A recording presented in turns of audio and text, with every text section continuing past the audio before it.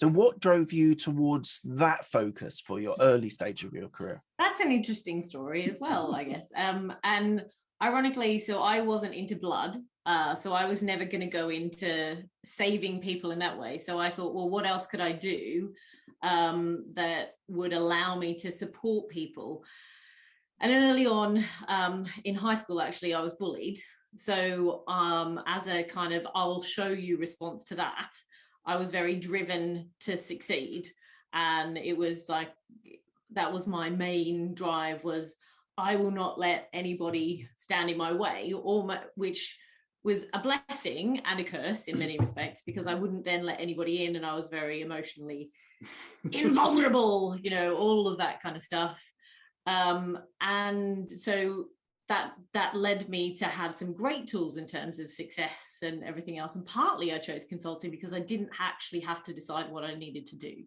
So I wasn't single focused. I was like, what can I do that gives me the broadest experience so I can support people, but I don't have to choose?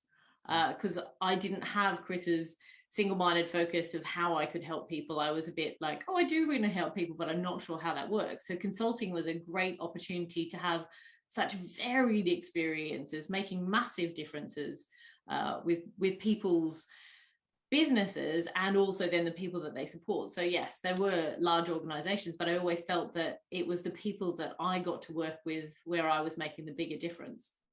And that then translated into good stuff, like loads of experience traveling around the world, all of those sorts of things. But it was also quite an empty experience for me as well, because of the barriers that I'd put up for what I thought I needed to be successful or to look successful.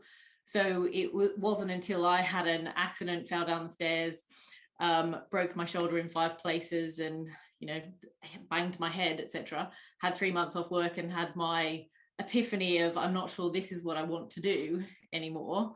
But I still kept doing that, and I still get a kick out of supporting people in that way. So I just transformed and morphed, because that kind of coincided with me meeting Chris and seeing that there were other opportunities, because I always thought entrepreneurs were other people.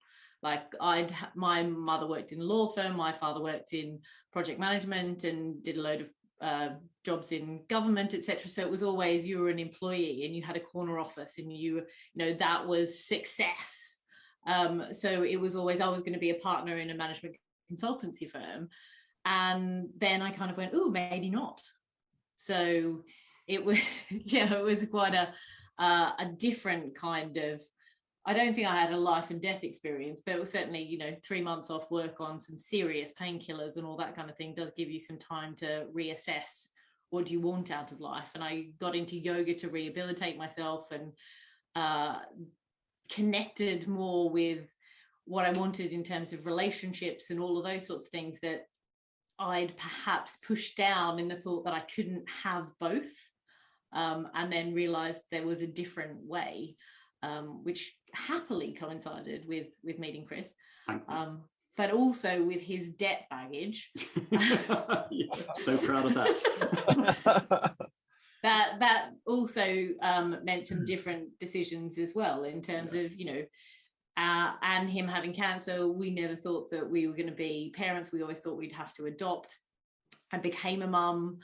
I then wanted to be a present mum. So I then had that whole conundrum that most women face at some point of, well, how do you juggle life and childcare and work and still be a role model and all of those sorts of things.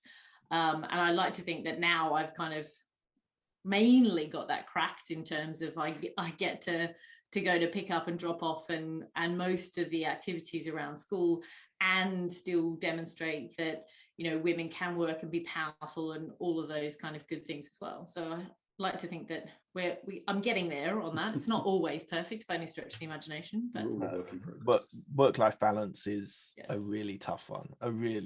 I've got young kids, and it's not always easy being able to manage both businesses and children as well. I want to come back on another point that you've made about women and what the perception of a woman in business is. So I'll come back to that. But Chris, why don't we talk about this debt? Not I don't want to sort of like, but I'm just really interested. Someone that got into that point of situation with debt. I racked up a lot of debt at university and paid it off student loans and paid back and things like that. And it took me quite a challenge to actually get into the right mindset to actually pay that off.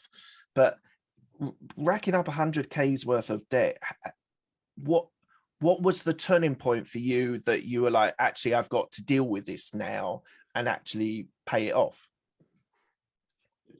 I can smile now because yes, there's guilt and shame and embarrassment and all that, but it ever got anywhere near that because I wish I could say it was a crazy weekend in Vegas and then I stopped gambling and it was all okay. But no, I guess it was the whole, like I said, I was so driven with what am I here for, make a difference, that, and I guess part of that, without realizing, always having that business mindset of there's always a way. If you want something enough, there's always a way, there's always a solution, there's always an option. And unfortunately, the option I kept choosing, say, to do more courses, learn more stuff, was about put it on a credit card, shuffle debt round, move it. So it built up slowly. Right. And I just kept ignoring it and moving it around and putting my head in the sand. And it was, I think, there were several, I would love to say one epiphany, it all changed.